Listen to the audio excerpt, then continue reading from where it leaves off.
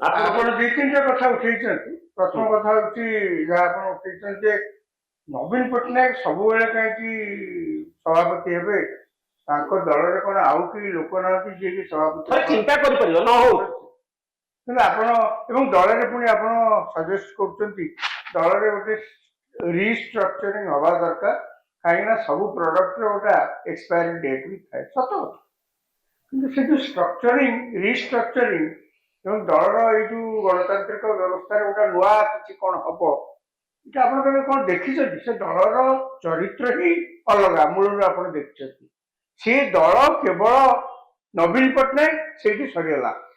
ଆପଣ ଯେତେ ବାକି ତକ ଯେତେ ଅଛନ୍ତି ଗୋଟେ ବ୍ୟକ୍ତିକୁ ନେଇକି ଗୋଟେ ଦଳ ହବ ଆଉ ସେଇ ହେଇଛି ନା ହବ କଣ ହେଇଛି ପରା, ହବ ହବା କଥା ପଡିନି, ହେଇଛି ଗଲା 24 ବର୍ଷ ଭିତରେ ଆପଣ ହଁ ହେଇଛି କିନ୍ତୁ ରହିଥିବ କି ନାଇଁ ନାଇଁ ସେ କଥାକୁ ଆପଣ ପରେ ଆସିବେ। ପ୍ରଥମେ ଆଗେ ଯୋଉ ହେଇଛି ସେଇ କଥାକୁ ଦେଖନ୍ତୁ। ଏଇ 24 ବର୍ଷ ଭିତରେ ଯାହା କିଛି ହେଇଛି ସେ ବିଜେଡି ଦଳରେ ବା ବିଜେଡି ସରକାରରେ ସବୁ ନବୀନ ପଟ୍ଟନାୟକ କୈନ୍ଦ୍ରିକ, ଅର୍ଥାତ୍ ସେ ଦଳର ଅନ୍ୟ କୌଣସି ଲୋକଙ୍କର, ମନ୍ତ୍ରୀଙ୍କର, ବିଧାୟକଙ୍କର, ଏମପିଙ୍କର ପାର୍ଟି କେବେ ଆପଣ ଶୁଣି ନାହାନ୍ତି।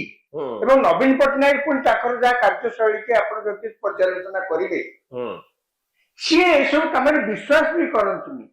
ତାଙ୍କର ଆଉ ଗୋଟେ ଦଳ ଭିତରେ 5 ପ୍ରକାର କମିଟି ଥାଏ। ତାର କାରଣ କଣ?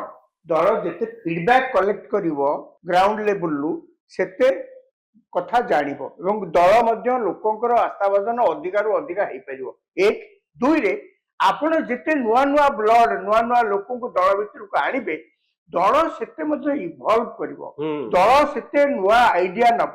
କାହିଁକି ନା ଦଳ ଉପରେ ଯଦି ଗୋଟେ ରାଜ୍ୟର ଦଳ ଅଛି କି ସରକାରରେ ଅଛି, ତା ଉପରେ ଗୋଟେ ରାଜ୍ୟର ଭବିଷ୍ୟତ ନିର୍ଭର କରୁଛି। ଆପଣ ତ ପୁଣି ଆଗାମୀ 50 ବର୍ଷ, ଆଗାମୀ 100 ବର୍ଷକୁ ଓଡିଶା କଣ ହବ ସେଇ ଅନୁସାରେ ମୂଳଦୁଆ ଆଜିଠୁ ସେଟ୍ କରିବେ। ଆପଣ ସେଇ ଜିନିଷଟା ଜାଣିବେ କି ଜଣେ ବ୍ୟକ୍ତିକୁ ନେଇକି ଜଣେ ବ୍ୟକ୍ତିକୁ ନେଇ ଏଇ କାମ କେବେ ହେଇପାରେ ନା। ନବୀନ ପଟ୍ଟନାୟକ ଯେହେତୁ ଶାସନରେ ବସି ଯାଇଛନ୍ତି ଏବଂ କୌଣସି ନା କୌଣସି କାରଣରୁ ନରେନ୍ଦ୍ର ମୋଦିଙ୍କୁ ନେଇ ସବୁଦିନ କଣ ବିଜେପି କହିବ ଯେ ଆମେ କେବଳ ନା, ଅସମ୍ଭବ। ତାଙ୍କ ଦଳରେ ମଧ୍ୟ ଆପଣ ଦେଖନ୍ତୁ ଆଡଭାନୀ ଭଳିଆ ଲୋକ ଥିଲେ, ମୁରଲୀ ମନୋହର ଭଳିଆ ଯୋଶୀଙ୍କ ଭଳିଆ ଲୋକ ଥିଲେ। ସେମାନେ କୋଣଠେସା, ଆପଣ ଯୋଉ ଶବ୍ଦରେ ତାକୁ କୁହନ୍ତୁ, ସେମାନେ ମଧ୍ୟ କୋଣଠେସା ହେଇଯାଇଛନ୍ତି। ଦଳ ନୂଆ ଲୋକଙ୍କୁ, ମାର୍ଗଦର୍ଶକ ସେମାନେ, ଦଳ ସେ ଯାହା ବି କୁହନ୍ତୁ, ଦଳ ନୂଆ ଲୋକଙ୍କୁ ଆଣିଲା। ବିଜେଡି ସେମାନେ ବିଜେପି ନୂଆ ନେତାଙ୍କୁ ନ ଆଣିଥିଲେ ନରେନ୍ଦ୍ର ମୋଦିଙ୍କୁ 2014ରେ ଯଦି ଇଣ୍ଟ୍ରୋଡ୍ୟୁସ ନ କରାଯାଇଥାନ୍ତା ଜାତୀୟ ରାଜନୀତିରେ, ତାହେଲେ ବିଜେପି ମଧ୍ୟ ହଇରାଣ, ବିଜେପି ସବୁଦିନ ପାଇଁ ଅପ୍ରାସଙ୍ଗିକ ହେଇଯାଇଥାନ୍ତା। ଏବେ ବର୍ତ୍ତମାନ ଆଲୋଚନା କଣ ପଡୁଛି ଯେ ନରେନ୍ଦ୍ର ମୋଦିଙ୍କ ପରେ ଆଉ ଜଣେ କାହାକୁ ଆଣିବା ଉଚିତ। ସେ କେବେ ଆଣିବେ, ଆଜି ଆଣିବେ କି କାଲି ଆଣିବେ ସେ ପର କଥା, କିନ୍ତୁ ଚିନ୍ତା ତ କରାହଉଛି। କିନ୍ତୁ ଜଣେ କଳ୍ପନା କରାଯିବ ଗୋଟେ ପାର୍ଟି ଯେ ତାଙ୍କ ବିୟଣ୍ଡରେ ଆଉ କିଛି ନାହିଁ, ସେଇଟା ବିଜେଡି କ୍ଷେତ୍ରରେ ହେଇଛି ଓଡିଶାରେ।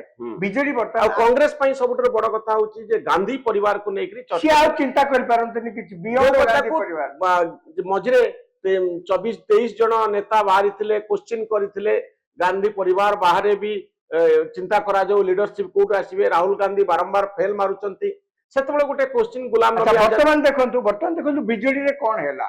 ଇଏ ତ ଆପଣ ତାଙ୍କର କାର୍ଯ୍ୟଶୈଳୀ ଦେଖୁଛନ୍ତି, ସିଏ ଆଉ କାହାରିକି ଦି ପତ୍ର କଳିଆକୁ ଦେଇନାହାନ୍ତି ମଧ୍ୟ।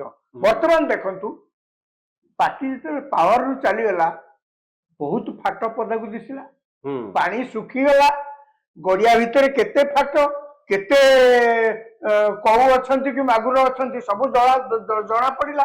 ଜଣା ପଡିଲା ପରେ ବର୍ତ୍ତମାନ କଣ ହଉଛି, ଯୋଉ ଲୋକମାନେ ଯୋଉ ଲୋକମାନେ ପାର୍ଟି ପିଟେଇ ପାରୁନଥିଲେ ସେ ସମସ୍ତଙ୍କୁ ଚାପିକି ରଖିଥିଲେ ନା। ଏବେ ଦଳ ଯେତେବେଳେ ମୁକୁଳା ହେଇଗଲା, ସେମାନେ ସମସ୍ତେ ପ୍ରଶ୍ନ କରିବା ଆରମ୍ଭ କରିଦେଇଛନ୍ତି।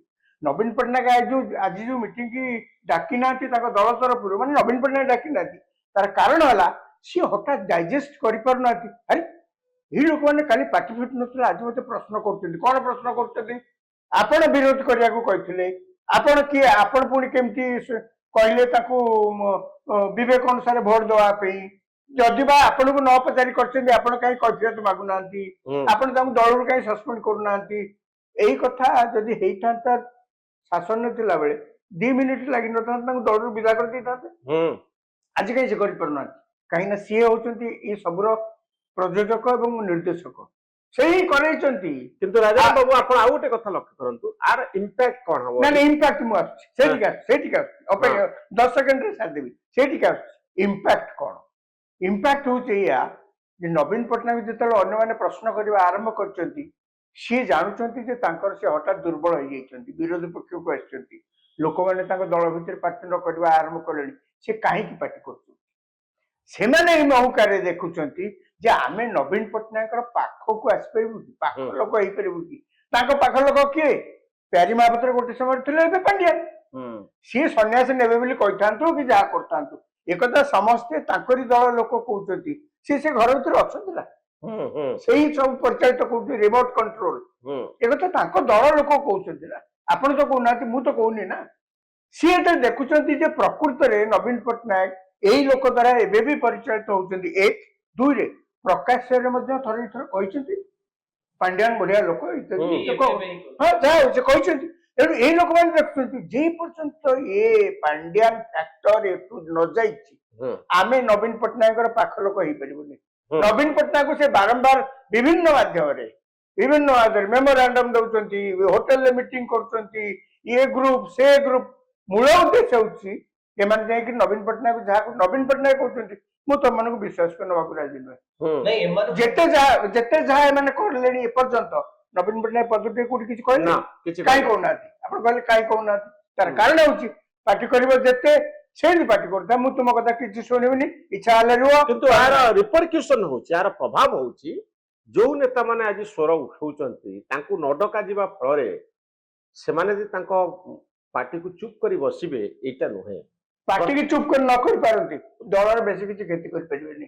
ନାଇଁ, ପ୍ରତ୍ୟେକ କ୍ରିୟାର ସମାନ ଆଉ ବିପରୀତ ପ୍ରତିକ୍ରିୟା ନାଇଁ, ବିପରୀତ ମାନେ ସେ ଧରି ନେଇଛନ୍ତି, ନବୀନ ପଟ୍ଟନାୟକ ନିଜେ ଭାବି ଦେଇଛନ୍ତି, ସତ ମିଛ ସେ ପର କଥା, ଯେ ଏମାନେ ମୋର କିଛି କ୍ଷତି କରିପାରିବେ ନାଇଁ, ସେ ଭାବୁଛନ୍ତି। କିନ୍ତୁ ଆପଣ ଗୋଟେ କଥା କୁହନ୍ତୁ ରାଜାରାମ ବାବୁ, ଯେ ଆପଣ ଆଜି ସିନା ମତେ କ୍ଷତି କରିପାରୁନାହାନ୍ତି, ସମୟ ତ ସବୁବେଳେ ବଦଳେ ନା। ହଁ, ସମୟ ସବୁବେଳେ ବଦଳେ, ନୂଆ ଲିଡରସିପ ସବୁବେଳେ ଇଭଲ୍ଭ କରେ।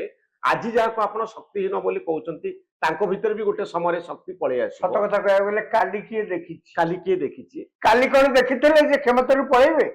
କାଲି କଣ ସେ ଭାବିଥିଲେ ସେ କ୍ଷମତାରୁ ପଳେଇବେ ବୋଲି? ତେଣୁ ପରିବର୍ତ୍ତନ ସବୁବେଳେ ଆସେ। ଏବଂ ବଡ କଥା ଏଠି ହଉଛି ଯେ ଆଜିର ଯୋଉ ଘଟଣା ବିଜେଡି ରାଜନୀତିରେ ଘଟିଲା, ତା ଗୋଟେ କ୍ଲିୟର କଟ୍ ଡିମାର୍କେଟ କରିଦେଲା ଏବଂ ମେସେଜ ଦେଲା ଅସନ୍ତୁଷ୍ଟ ମାନଙ୍କୁ ଯେ ପାଣ୍ଡିଆନ ବାବୁ ଆମ ସହିତ ଅଛନ୍ତି। ଯୋଉମାନେ ବିରୋଧ କରୁଛ, ଅସନ୍ତୋଷ ପ୍ରକାଶ କରୁଛ, ସେମାନଙ୍କୁ ପାର୍ଟି ଗୁରୁତ୍ୱ ଦଉନି, କୌଣସି ଭ୍ୟାଲୁ ନାହିଁ। ତେଣୁ ଏମାନଙ୍କ ଭିତରେ ଯୋଉ ଅସନ୍ତୋଷ ହେଲା, ଆପଣ ଆଗାମୀ ଦିନରେ ରାଜାରାମ ବାବୁ ମୁଁ ଭାବୁଛି ଦେଖିବେ ଏମିତି ହୋଟେଲ ମେଳେ ବହୁତ ଚାଲିବ, ମିଡିଆରେ ଗୁଡିଏ କଥାବାର୍ତ୍ତା ଆଲୋଚନା ହବ, ବିବାଦୀୟ ବୟାନ ସବୁ ଆସିବ, ଏମାନେ ଲିଡରସିପ କୁ ଚ୍ୟାଲେଞ୍ଜ କରିବେ, ପାଣ୍ଡିଆନ ବାବୁଙ୍କ ବିରୁଦ୍ଧରେ ଆହୁରି ଗୁଡିଏ କଥା କହିବେ, ନବୀନ ବାବୁଙ୍କୁ ଏମିତି ପରୋକ୍ଷରେ ଛାୟା ଯୁଦ୍ଧ କରିବେ ତାଙ୍କ ସହିତ, ଏବଂ ଇଏ ଦଳର ଅସନ୍ତୋଷକୁ ଆହୁରି ବଢେଇ ଦବ। ସମାଧାନ ପରିବର୍ତ୍ତେ ପୁଣି ଥରେ ଆଉ ଅନେକ ବିବାଦର ସୂତ୍ରପାତ ପାଇଁ ଇଏ ଗୋଟେ ସୁଯୋଗ ତିଆରି କଲା। ତେଣୁ ମୁଁ ଯାହା କହୁଥିଲି, ସବୁ ଘଟଣାର ଗୋଟେ ପ୍ରଭାବ ଥାଏ, ବିନା ପ୍ରଭାବରେ କୌଣସି ଘଟଣା ଘଟେ ନାହିଁ।